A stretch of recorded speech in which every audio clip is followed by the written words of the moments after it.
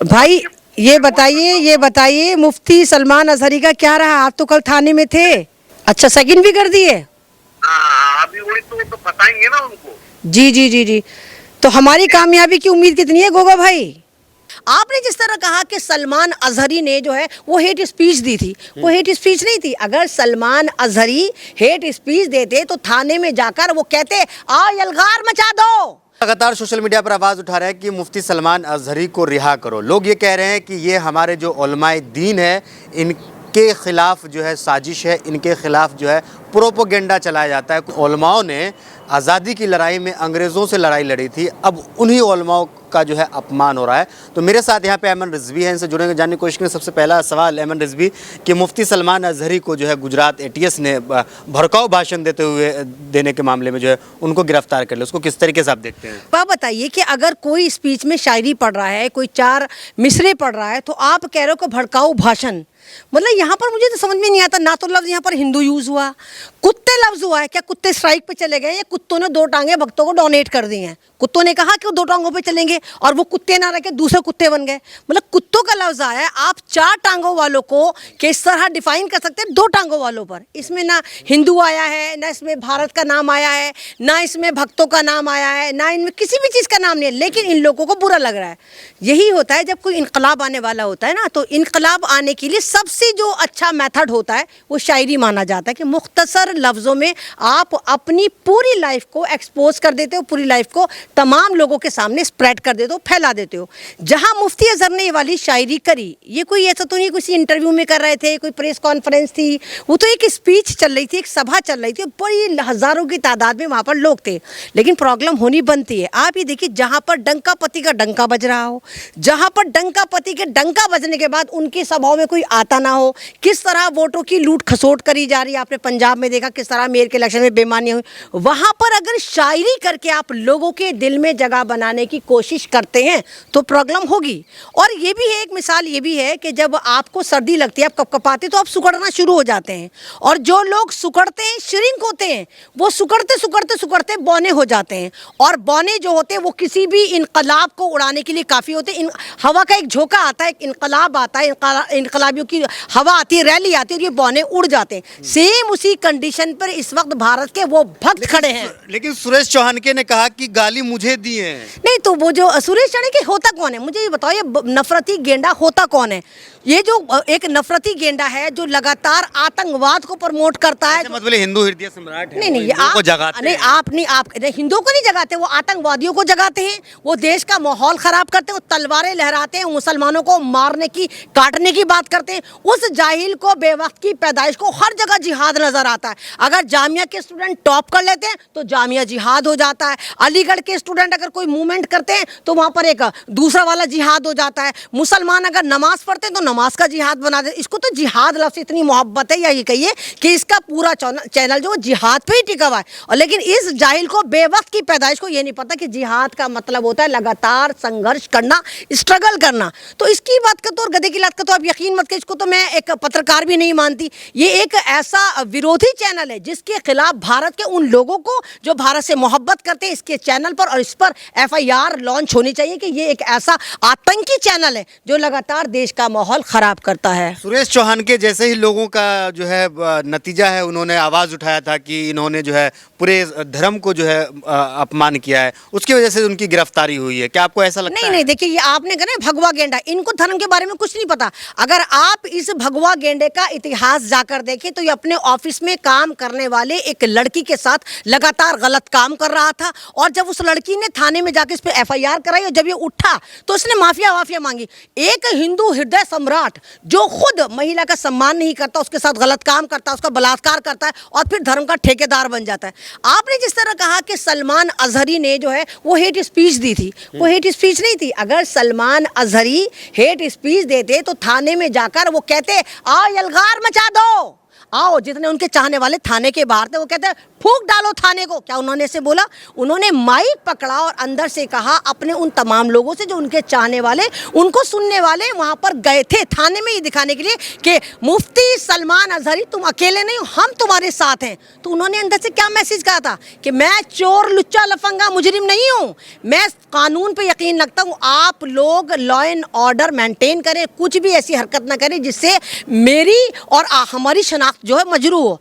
अगर मुफ्ती अजहर वाकई इतना ज़बरदस्त हेट स्पीच देने वाला बंदा होता, वो तो यही कहता कि फूंक दो थाने को। जिस तरह भी आपने देखा मुरादाबाद में बजरंग दल वालों ने जिस तरह गायें काटी थी, और जब उस बंदे को पकड़ा गया था, जब एसएचओ को फंसाने के लिए वो सारा ड्रामा हुआ था, तो किस तरह इन हिंदू हृदय सम्राटों ने क्या बोला था, पुलिस एडमिनिस्ट्रेशन को जला दो, थाने को फूंक दो। अभी आपने देखा वो बलात्कारी, हिंदुस्तान का ब्रांडेड बलात्कारी आसाराम बापू के लिए किस तरह जंतर मंतर पे रैलियां हो रही कि हमारे बलात्कारी को छोड़ो, क्योंकि बहुत सारी लड़कियां तैयार हो चुकी कि जिनको इसको लूटना है।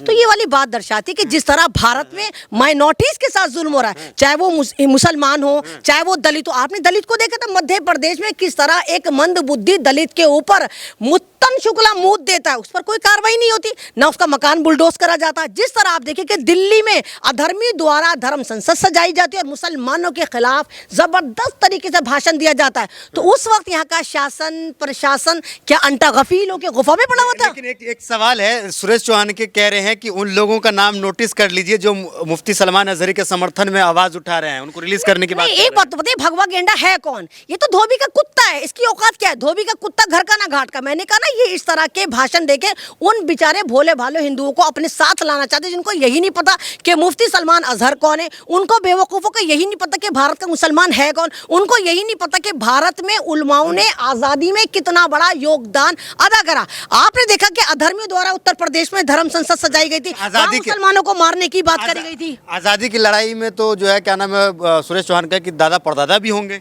नहीं, इसके तो सर की जू तक नहीं आजादी में गई। हाँ, ये वो लोग हैं जिन्होंने अंग्रेजों की दलाली और गुलामी करके भारत में मुसलमानों को और भारत की आजादी में देर से मिलने की वजह जो बने, यही लोग बने। अगर ये वाकई भारत के लिए सक्षम होते या भारत के लिए वफादार होते, तो इनके चैनल पर लगातार भारत को जोड़ने की बातें चल रही होती। भारत का मुसलमान भारत का है और भारत का वो मुसलमान। अगर आपको यकीन नहीं है, चलिए इंडिया गेट चलिए, इंडिया गेट चलते हैं, वहां पर 72% मुसलमानों के नाम है जिन्होंने आजादी की राह में कुर्बानियां दी, फांसियों पे झूल गए। जिसमें दारुल देवन का अगर आपने नाम सुना हो, दारुल देवन के नियर अबाउट 40,000 उलमा इकराम थे जो आजादी के लिए फांसी पर लटक गए थे। तो ये लोग आजादी की बात करते हैं, ये गुलाम लोग आजादी की बात करते हैं। लेकिन इस तरीके से नफरती बयान देना, जहरीली बयान देना ठीक है? नहीं तो आपको मतलब क्या लगता है, कुछ देर की खामोशी है फिर शोर आएगा, इसमें क्या नफरत है?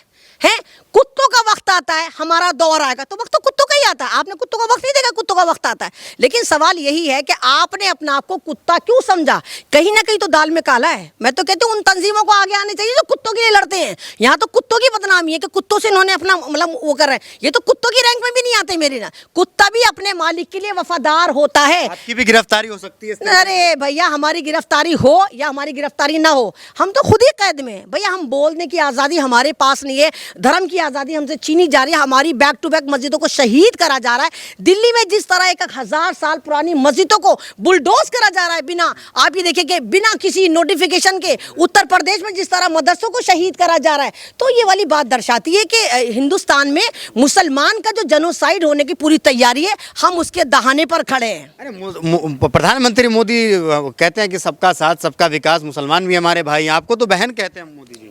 देखिए, मोदी जी की बहन है। मैंने कहा ना, मोदी को क्यों खतरा है? मोदी जी जुमला जीवी हैं। मोदी जी सिर्फ जुमले फेंकते हैं। आप देखिए कि आरएसएस का जो संचालक है मोहन भागवत कहता है अपने इन अधर्मियों से कि हर मस्जिद के नीचे शिवलिंग मत ढूंढा करो, उसके बावजूद ये ढूंढते फिर रहे हैं। तो ये सारा का सारा हाथी के दांत खाने के अलग और दिखाने के अलग है। अब ये लोग इतने डर गए हैं, 24 से आने से पहले या तो सरकारों को गिरा रहे हैं कि यहाँ मध्य प्रदेश में गिरा दें, तो झारखंड में गिरा दें, तो बिहार में खेला कर दें। उसके बावजूद भी ये डरे हुए हैं कि कहीं हम हार तो ना जाएं, और हारने के डर से इनके पास सिर्फ एक ही मुद्दा है कि धर्म के नाम पर लड़ाओ। और अंग्रेज भी ये करते थे, फूट डालो। और क्या लग रहा है कब तक जो है मुफ्ती सलमान अजहरी को रिहा कर दिया जाए?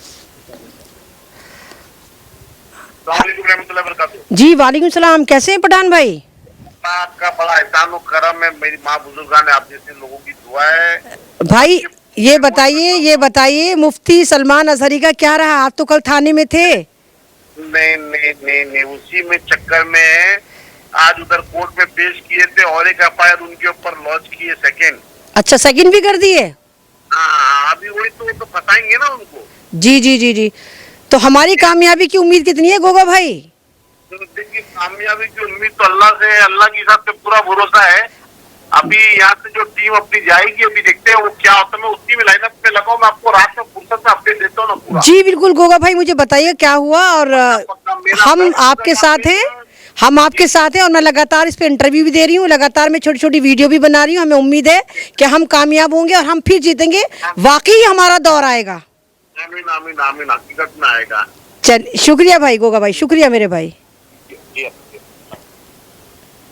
क्या कहा उन्होंने? ये गोगा खान पठान थे जो पुरानी फिल्मों में आपने देखा होगा, मोस्टली फिल्मों में विलन का रोल प्ले करते थे और ज्यादातर ये मिथुन की बहन को लेकर भागते थे। तो ये भी इसमें प्रोसेस में लगे हुए हैं, थाने वगैरह में लगे हुए हैं। कल भी पूरे दिन ये थाने में रहे और अभी भी ये कह रहे हैं कि एक और फर्जी एफआईआर लॉन्च कर दी है मुफ्ती सलमान अजहरी के ऊपर और कोर्ट में पेश भी करा गया। लेकिन ये भी कह रहे हैं कि हमें अल्लाह पे यकीन है और अल्लाह ताला हमारी मदद करेगा और मुफ्ती सलमान अजहरी भी बिल्कुल इसी तरह बाइज्जत बरी होकर बाहर आएंगे जैसे मौलाना कलीम सिद्दीकी साहब बाहर आए थे। अच्छा, ये बताइए कि दूसरा एफआईआर क्यों किया गया इनके ऊपर? देखिए, फंसाने के लिए तो जाहिर सी बात है, आप जितनी ज्यादा एफआईआर करेंगे और जितनी ज्यादा आप एक्ट लगाएंगे तो क्योंकि स्टेप बाय स्टेप होता है। अगर आपने एक एफआईआर करके 4 दफाएं लगाई तो 4 केस आपने रजिस्टर कर दिए, तो पहले आपको एक केस से बरी होंगे, फिर दूसरे केस से बरी होंगे।